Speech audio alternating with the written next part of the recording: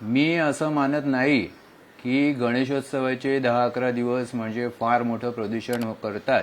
सगळं मुंबईचंच उदाहरण घ्या. सर्वात मोठा जो प्रवाह आहे, जी नदी कोणी मानायलाच तयार नव्हतं सरकारी पातळीवर, गटार मानत आले. तसं वाक्यच आहे महापालिकेच्या अहवालात पूर्वी नेहमी. Biggest storm water drain carrying polluted water, मिठी नदीबद्दल, मिठी नदीच्या मुख्य प्रवाहाबद्दल. तर हा जर का एवढा मोठा गैरसमज आणि अज्ञान आहे, तर आपण असं बघू की त्या नुसत्या मुख्य प्रवाहातून जवळजवळ 30 वर्षापूर्वीच्या अभ्यासाप्रमाणे रोज 80 कोटी लिटर द्रव प्रदूषण, मलप्रवाह आणि इतर रसायनं, सांडपाणी हे माहीमच्या खाडीत रोज ओतलं जाते. 10,000 लिटर क्षमतेचे जवळजवळ 80,000 टँकर रोज.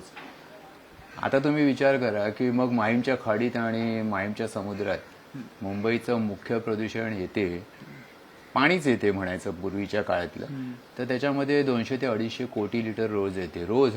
मी काय म्हणतोय ते बघा, रोज. पुन्हा सांगतोय मी. मग वर्षातून येणाऱ्या 10 दिवसामध्ये काही प्रदूषण झालं तर ते मोठं प्रदूषण आहे म्हणून आकांड तांडव करणं हे चूक आहे.